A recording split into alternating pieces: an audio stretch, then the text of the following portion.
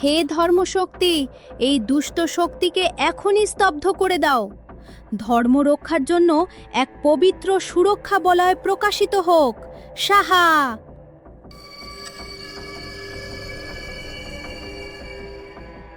ওখানে দাঁড়াও। নাগেশ্বর নগরীর শান্তি ভঙ্গ করার এত বড় সাহস তোমার হলো কি করে? এই যে কথা বলতে পারা ঘোড়া, তুমি কি তোমার মর্যাদা ভুলে গেছো? একটি সামান্য মানুষের জন্য তুমি দেবলোকের অলৌকিক শক্তিকে মানুষের সামনে প্রদর্শন করেছো। কে আমাকে যুগের পর যুগ পরে আবার জাগিয়ে তুলেছে? বলো, প্রথমে নিজেদের পরিচয় দাও। তোমরা কারা তা জানার পরেই আমি তোমাদের প্রশ্নের উত্তর দেব। ভয় পেও না মানুষ, আমি তোমাদের খেয়ে ফেলতে আসিনি।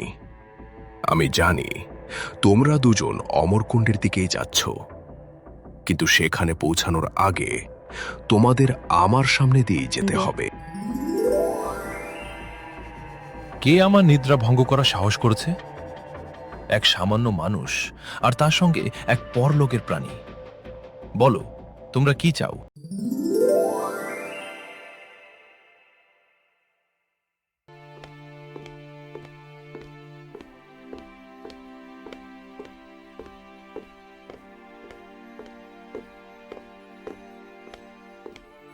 দাঁড়াও ভাই, আর এক পাও হাঁটতে পারছি না।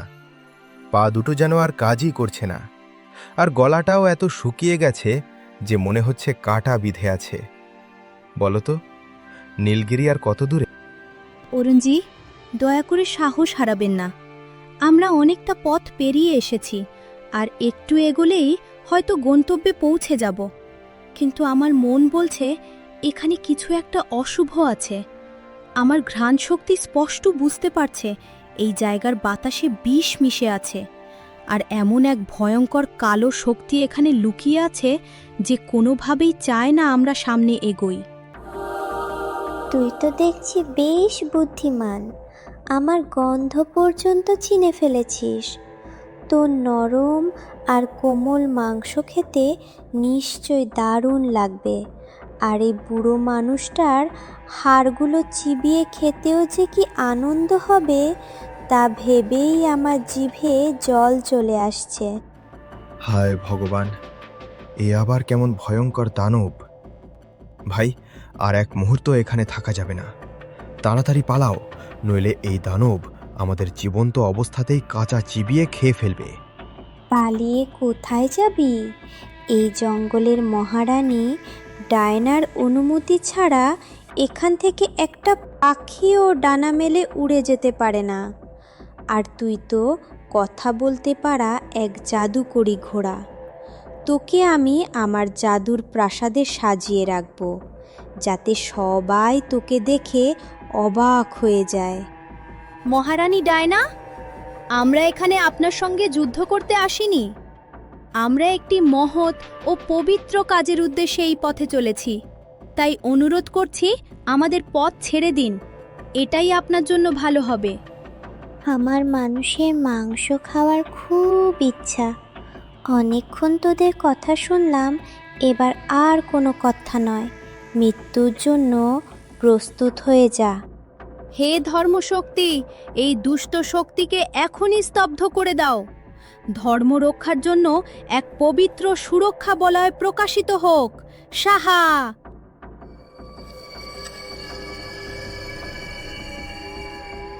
এ কি করলে তুমি? আমাকে ছেড়ে দাও। এ কেমন জাদু? আমি এ বৃত্তের বাইরে বেরোতে পারছি না কেন? কি এমন শক্তি আছে এই ঘেরাটোপে? এটি ধর্মের পবিত্র সুরক্ষা বলয়, ডায়না। যতদিন তোমার মনে পাপ, হিংসা আর মানুষের মাংসের লোমসের লোভ থাকবে, ততদিন তুমি এই বৃত্ত পার হতে পারবে না। যেদিন তুমি নিজের সব খারাপ স্বভাব ত্যাগ করবে, অন্যদের কষ্ট দেওয়া ছেড়ে সত্যিকারের ভালো হয়ে উঠবে, সেদিন এই সুরক্ষা বলয় নিজে থেকেই মিলিয়ে যাবে। অবিশ্বাস্য! তুমি তো ওকে ছুঁয়েও দেখোনি, অথচ এক মুহূর্তেই বন্দি করে ফেললে।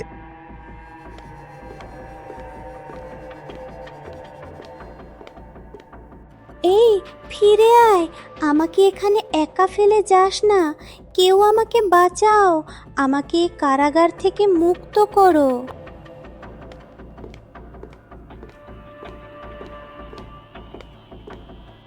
ওখানে দাঁড়াও।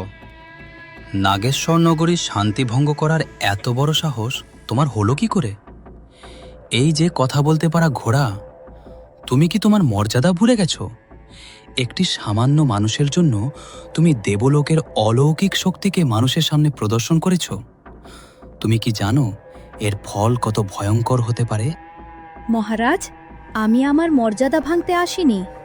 আমি এসেছি আমার কর্তব্য পালন করতে। যদি ধর্ম আর ন্যায় রক্ষা করতে গিয়ে দেবশক্তি ব্যবহার করতে হয়, তবে আমি তা করতেই প্রস্তুত। কর্তব্য? এই দুই পায়ের মানুষের জন্য? ওরে বোকা ঘোড়া, তুই সত্যিই বড় নির্বোধ। এই মানুষরাই নিজেদের স্বার্থের জন্য কুঠারের ধার বাড়াতে আমার অসংখ্য ভাইকে কেটে ফেলে। এরা তোকে ভালোবাসে না, শুধু তোর শক্তিকে নিজেদের কাজে লাগায়। আজ তুই এদের কাজে লাগছিস বলে এই অরুণ তোকে নিজের সন্তানের মতো আদর করছে, কিন্তু কাল যদি তুই আহত হয়ে পড়িস কিংবা আর কোনো কাজের না থাকিস, তখন এই অরুণই তোকে রাস্তার ধারে ফেলে রেখে চলে যাবে। তাই এখনই ওকে ছেড়ে নিজের জগতে ফিরে যা, নইলে আমি তোকে এই মুহূর্তেই ছাই করে দেব। আপনি আমাকে ভয় দেখিয়ে আমার পথ থেকে সরাতে পারবেন না মহারাজ। আমি নন্দিনী মায়ের চোখে সেই নিঃস্বার্থ মমতা দেখেছি, যা এই পৃথিবীর সবচেয়ে বড় শক্তি।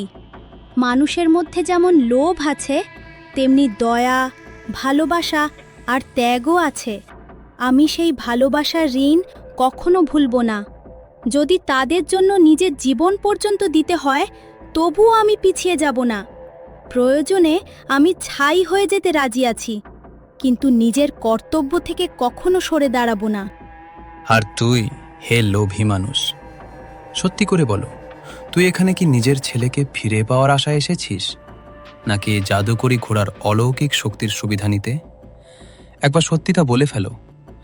যদি এখনই এই ঘোড়াটাকে এখানে রেখে চলে যাস, তাহলে আমি তোকে পৃথিবীর সবচেয়ে ধনী মানুষ বানিয়ে দেব।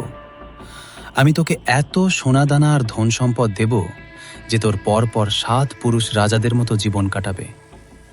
বলো, একটা ঘোড়া আর এক মৃত সন্তানের জন্য কেন এত কষ্ট করে ঘুরে বেড়াচ্ছিস?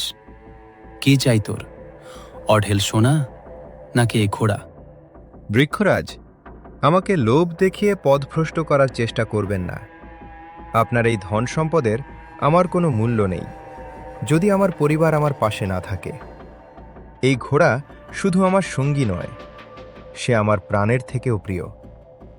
আর আমার ছেলে কোনো লোভ বা সম্পদ নয়, সে আমার বুকের ধন, আমার হৃদয়ের টুকরো। আমি আপনার সোনা চাই না, চাই শুধু আমার ছেলেকে আর আমার এই বিশ্বস্ত সঙ্গীকে নিয়ে সুখে থাকতে। খুব ভালো, তোমরা দুজনেই আমার প্রথম পরীক্ষায় সফল হয়েছ। তোমাদের উদ্দেশ্য পবিত্র আর তোমাদের সম্পর্ক স্বার্থের ঊর্ধ্বে।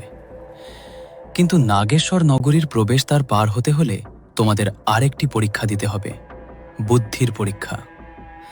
তোমাদের প্রত্যেককে একটি করে প্রশ্নের সঠিক উত্তর দিতে হবে। যদি ভুল উত্তর দাও, তাহলে সঙ্গে সঙ্গেই তোমরা পাথরের মূর্তিতে পরিণত হবে। বলো, তোমরা প্রস্তুত আছো? হ্যাঁ মহারাজ, আমরা প্রস্তুত। প্রথম প্রশ্ন, এমন কি জিনিস আছে যা আলো থাকলে সব সময় তোমার সঙ্গে থাকে, কিন্তু অন্ধকার নামলেই তোমাকে ছেড়ে চলে যায়? মহারাজ, তার উত্তর হলো ছায়া। ঠিক উত্তর। এবার দ্বিতীয় প্রশ্ন, এমন কি জিনিস আছে যা কখনো অসুস্থ হয় না, তবুও তাকে গুলি দেওয়া হয়? মহারাজ, তার উত্তর হল বন্দুক। অসাধারণ। সাহসের সঙ্গে এমন তীক্ষ্ণ বুদ্ধির মিল খুব কমই দেখা যায়। তোমরা প্রমাণ করে দিয়েছ এই জাদুকরী জগতের গোপন রহস্য জানার যোগ্যতা তোমাদের আছে। যাও, সামনে যে গুহাটি দেখতে পাচ্ছ সেটাই তোমাদের গন্তব্য। সেই গুহার ভেতরেই তোমাদের যাত্রার পরবর্তী অধ্যায় অপেক্ষা করছে। ঈশ্বর তোমাদের সহায় হন।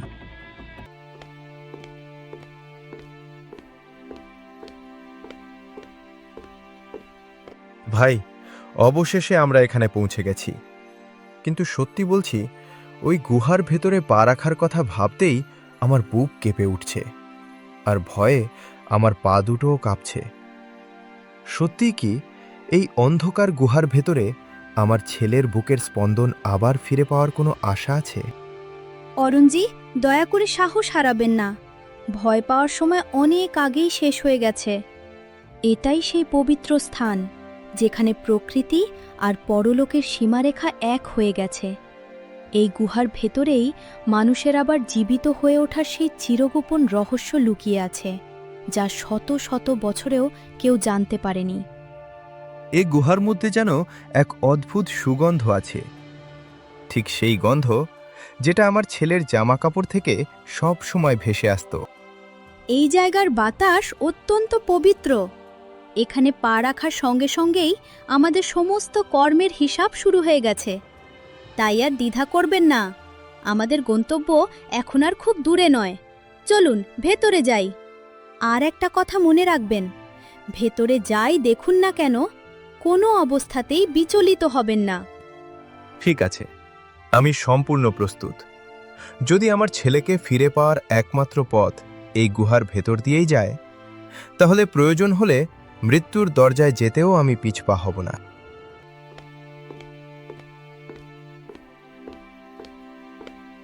এ আবার কি? আমরা এত দূর এলাম, এত বিপদ আর কষ্ট পার হয়ে এখানে পৌঁছালাম, আর এখানে শুধু একটা কাঁচের টুকরো? এই আয়না কি সত্যিই আমার ছেলেকে ফিরিয়ে আনবে? না, এটা আমি বিশ্বাস করতে পারছি না। অরুণজি, একটু ধৈর্য ধরুন। তাড়াহুড়ো করে কোনো সিদ্ধান্ত নেবেন না। এটা সাধারণ কোনো কাঁচ নয়, এটা ত্রিকাল জাদুকরি আয়না। আমাদের প্রতিটি প্রশ্নের উত্তর এর কাছেই আছে। তবে এখন এটি সুপ্ত অবস্থায় রয়েছে।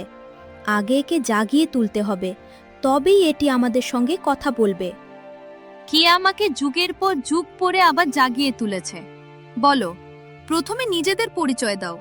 তোমরা কারা তা জানার পরই আমি তোমাদের প্রশ্নের উত্তর দেব। আমি অরুণ, একজন সাধারণ কৃষক।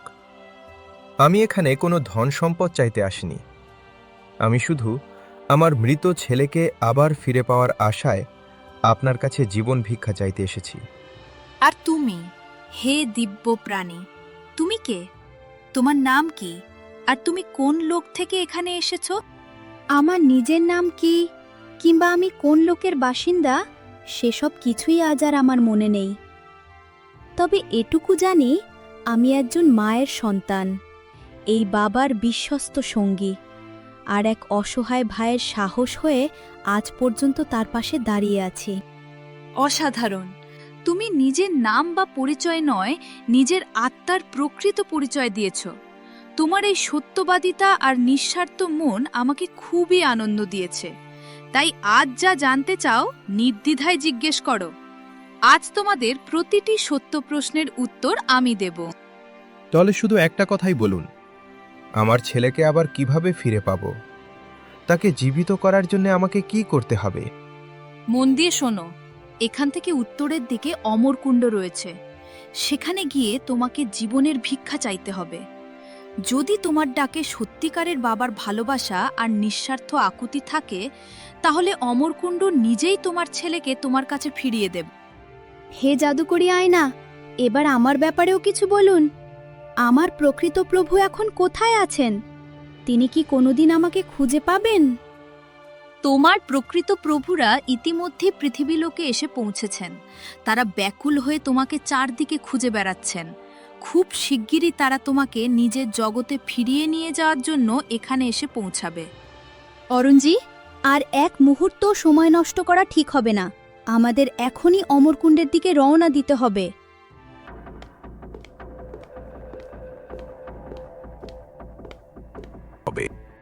তুমি কে? আর আমাদের পথ আটকে রেখেছো কেন? আমিও এক সময় তোমাদের মতোই একজন সাধারণ মানুষ ছিলাম, কিন্তু এক ভয়ঙ্কর অভিশাপ আমার জীবনকে বদলে দিয়েছে আর আমাকে এই ভয়াবহ রূপে পরিণত করেছে। সেই ভয়ঙ্কর অভিশাপের পর থেকে যুগের পর যুগ আমি এই জায়গায় একা ঘুরে বেড়াচ্ছি। আমি আর বাঁচতে চাই না, আমি শুধু মৃত্যু চাই। কিন্তু আজ পর্যন্ত কেউ আমাকে মারতে পারেনি। যেই আমাকে হত্যা করতে এসেছে, নিজের আত্মরক্ষার জন্য আমাকেই তাকে মেরে ফেলতে হয়েছে। তোমরা কি আমাকে হত্যা করবে?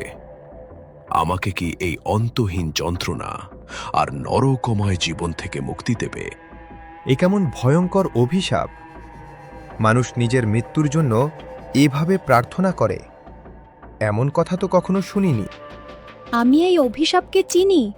এর নাম অমর অহংকারের অভিশাপ। যে মানুষ নিজের শক্তি আর ক্ষমতার অহংকারে অন্ধ হয়ে যায়, তারপরই এই অভিশাপ নেমে আসে। প্রথমে এই অভিশাপ তাকে অজেয় শক্তি দেয়, কিন্তু পরে সেই শক্তিই তাকে মৃত্যুর স্বাদ পেতে দেয় না। ধীরে ধীরে তার শরীর পচতে শুরু করে, কিন্তু আত্মা সেই দেহের ভেতরেই বন্দী হয়ে থাকে। সে না বাঁচতে পারে, না মরতে পারে, শুধু অসীম কষ্ট ভোগ করে। হ্যাঁ ঘোড়া, তুমি ঠিকই চিনেছ। এটাই আমার অভিশাপ। আমি আর এই যন্ত্রণা সহ্য করতে পারছি না। দয়া করে আমাকে মুক্তি দাও। আমাদের পথ ছেড়ে দাঁড়াও। আমি এখানে আমার ছেলের জন্য জীবনের ভিক্ষা চাইতে এসেছি। আমি চাই না আমার হাতে আর কারো প্রাণ যাক। আমি কোনো হত্যাকারী হতে চাই না। তুমি প্রথম মানুষ যে আমাকে বললে আমি মুক্তি পেতে পারি। এখন তোমার সামনে মাত্র দুটি পথ খোলা আছে। হয় আমাকে এই অভিশাপ থেকে মুক্তি দাও, নয়তো আমার সঙ্গে যুদ্ধ করার জন্য প্রস্তুত হও। মনে রেখো, হয় তুমি আমাকে মারবে, নয় আমি তোমাদের সামনে এগোতে দেব না। আজ সিদ্ধান্ত তোমাকেই নিতে হবে। ঠিক আছে, যদি তোমার মুক্তির একমাত্র পথ এটাই হয়, তাহলে আমি তোমাকে এই অসহনীয় যন্ত্রণা থেকে মুক্তি দেব। ঈশ্বর যেন তোমার আত্মাকে শান্তি দেন। ও পূর্ণমদম দেহ বন্ধনম বিমোচ সাহা আত্মা জ্যোতিস্বরূপেণ পঞ্চতত্ত্বে বিলয়তাম।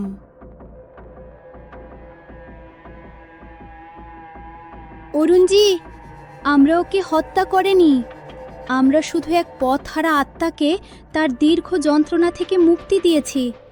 এটাই ছিল তার প্রকৃত মুক্তি। চলুন, আর দেরি করা যাবে না। অমরকুণ্ড এখান থেকে মাত্র একটি ঢাল বেয়ে নামলেই পাওয়া যাবে।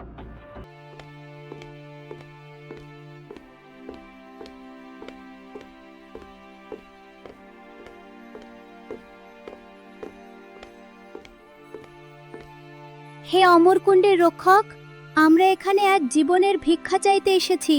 আপনি যেখানে থাকুন, আমাদের সামনে আবির্ভূত হন। ভাই, এই নদীটা দেখেই আমার শরীর শিউরে উঠছে। জায়গাটা খুবই ভয়ঙ্কর লাগছে। অরুণজি, দয়া করে সাহস হারাবেন না। রক্ষক যখন সামনে আসবেন, তখন কোনো ভয় না পেয়ে আপনার ছেলেকে ফিরিয়ে দেওয়ার প্রার্থনা করবেন। তবে একটা কথা মনে রাখবেন, তিনি আপনাকে দুটি খুব কঠিন আর অদ্ভুত প্রশ্ন করবেন। আপনার সত্যবাদিতা আর নিঃস্বার্থ ভালোবাসাই আপনার ছেলেকে আবার আপনার কাছে ফিরিয়ে আনবে। কে আমার নিদ্রা ভঙ্গ করার সাহস করেছে? এক সামান্য মানুষ, আর তার সঙ্গে এক পরলোকের প্রাণী। বলো, তোমরা কি চাও? হে নাগরাজ, আমি একজন অসহায় বাবা। আমার ছেলের অকাল মৃত্যু হয়েছে। দয়া করে আমার ছেলেকে আবার আমার কাছে ফিরিয়ে দিন। ওকে ছাড়া আমি আর বাঁচতে পারবো না। জীবনদান দেওয়া এত সহজ নয় অরুণ।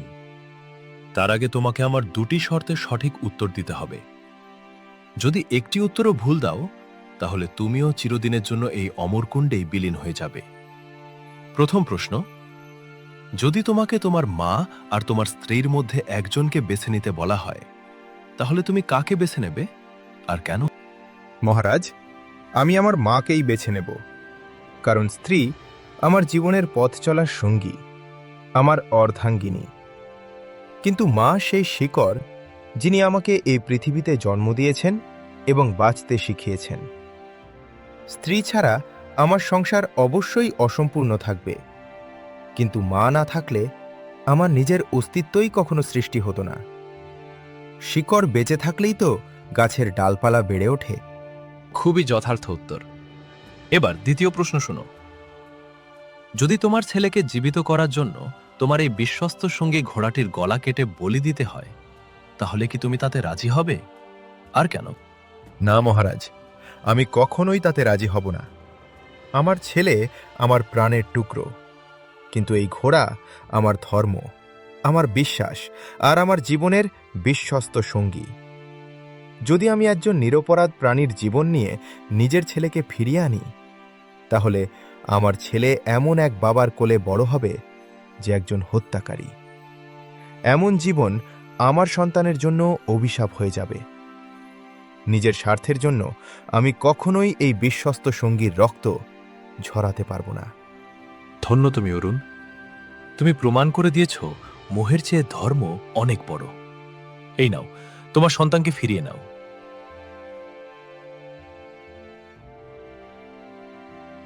তোমার সত্যবাদিতা আর নিঃস্বার্থ ভালোবাসাই তাকে আবার জীবিত করেছে। এখন আর এক মুহূর্তও এখানে দাঁড়িয়ে থেকো না, তোমার ছেলেকে নিয়ে সঙ্গে সঙ্গে এখান থেকে চলে যাও। তবে একটা কথা ভালো করে মনে রেখো, কোনো অবস্থাতেই পেছন ফিরে তাকাবে না। যদি একবারও ফিরে তাকাও, তাহলে তোমার ছেলে আবার পাথরে পরিণত হবে। যাও, ঈশ্বর তোমাদের মঙ্গল করুক।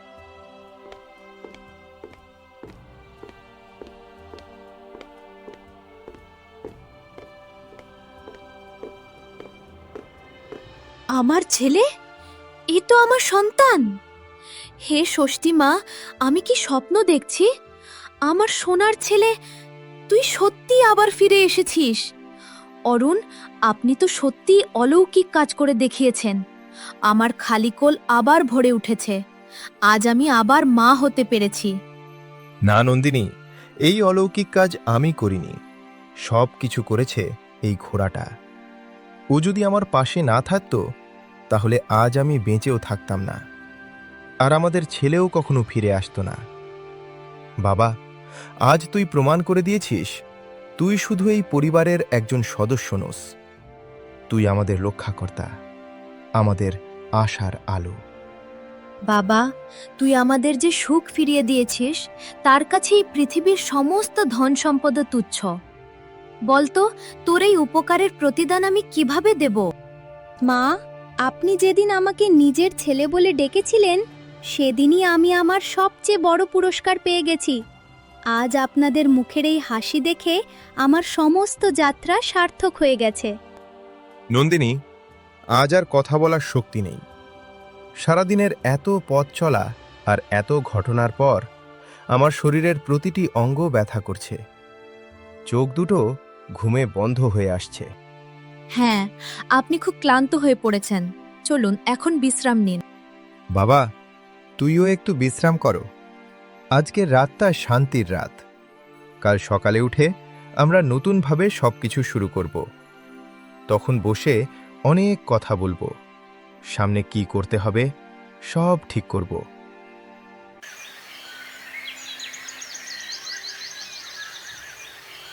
পবন বেগ, বাইরে বেরিয়ে এসো। তোমার বনবাসের সময় শেষ হয়েছে।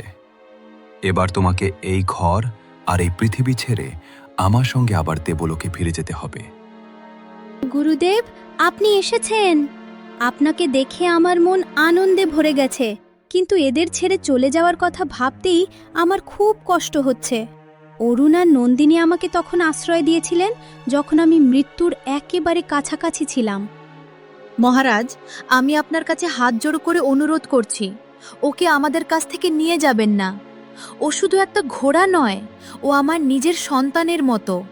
ওকে ছাড়া এই বাড়িটা আবার ফাঁকা হয়ে যাবে। কন্যা, এই মোহ ত্যাগ করো। এই পৃথিবী খুব নিষ্ঠুর। এই জায়গা ওর থাকার জন্য নিরাপদ নয়।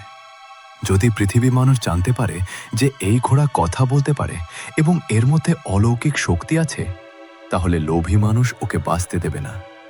তাই ওর নিরাপত্তার জন্য আমার সঙ্গে দেবলোকে ফিরে যাওয়াই সবচেয়ে ভালো। বাবা, তুই তো বলেছিলি তুই সবার একটি করে ইচ্ছা পূরণ করতে পারিস। তাহলে আজকে আমার এই ছোট্ট ইচ্ছেটাও পূরণ হবে না? বলুন মা, আপনার কি ইচ্ছা? আমার একটাই ইচ্ছা, তুই সবসময় আমার কাছেই থাকো। নিজের সন্তানের মতো তোকে আমি আর কখনো হারাতে চাই না। গুরুদেব, নন্দিনী মা আমার জন্য তার সবচেয়ে মূল্যবান সব কিছু ত্যাগ করতে প্রস্তুত ছিলেন, তাই আজ আমিও আমার সবচেয়ে বড় শক্তিটা ত্যাগ করতে চাই। আপনি আমার কণ্ঠস্বর নিয়ে নিন, আমার কথা বলার অলৌকিক শক্তি কেড়ে নিন, কিন্তু আমাকে এখানেই থাকতে দিন। আমি একটি সাধারণ ঘোড়া হয়েই এদের সঙ্গে জীবন কাটাবো, যাতে কেউ আমার আসল পরিচয় জানতে না পারে এবং আমি নিরাপদেও থাকতে পারি। মূর্খ, তুই কি বুঝতে পারছিস কি ত্যাগ করতে চলেছিস? একটি সাধারণ মানুষের জন্য তুই নিজের দেবীয় কণ্ঠ বিসর্জন দিচ্ছিস। এরপর তুই আর কোনোদিন কথা বলতে পারবি না, নিজের কষ্টও কাউকে বলতে পারবি না। আমি সবকিছু মেনে নিতে প্রস্তুত মহারাজ। একজন মায়ের ভালোবাসার সামনে স্বর্গের সব আশীর্বাদও তুচ্ছ। যদি আমার নীরবতা এই পরিবারের সুখ ফিরিয়ে দেয়, তাহলে এই ত্যাগ আমার কাছে খুবই ছোট। ঠিক আছে, যেহেতু এটাই তোমার শেষ সিদ্ধান্ত, তাই আমি তোমার ইচ্ছা পূরণ করছি। আজ থেকে তোমার কণ্ঠস্বর আমি নিয়ে যাচ্ছি। এখন থেকে তুমি এক নীরব প্রাণী হয়ে এই পৃথিবীতে থাকবে। আমি এখন বিদায় নিচ্ছি, তবে একটা কথা মনে রেখো, যখনই তোমার জীবনে বড় কোনো বিপদ আসবে আর তুমি মন থেকে আমাকে ডাকবে, কবে আমি আবার তোমার কাছে ফিরে আসব। আমার ছেলে, আমাদের জন্য তুই এত বড় ত্যাগ করলি। আজ থেকে তুই আর কথা বলতে পারবি না, কিন্তু তোর হৃদয়ের প্রতিটি স্পন্দন আমি সব সময় অনুভব করব। নন্দিনী, আজ সত্যিই মানবতার জয় হয়েছে। আজ থেকে পবনবেগ চিরদিন আমাদের পরিবারের সঙ্গেই থাকবে। হ্যালো বন্ধুরা, পরের পর্বে দেখবেন ঋষির ভয়ঙ্কর অভিশাপে সাপটি কিভাবে এক রহস্যময় ঘোড়ায় রূপান্তরিত হয়। এই অবিশ্বাস্য ঘটনাটি কিন্তু একদমই মিস করবেন না। তাই এখনই সাবস্ক্রাইব করে আমাদের সাথেই থাকুন, আর দেখা হবে পরের পর্বে। ধন্যবাদ।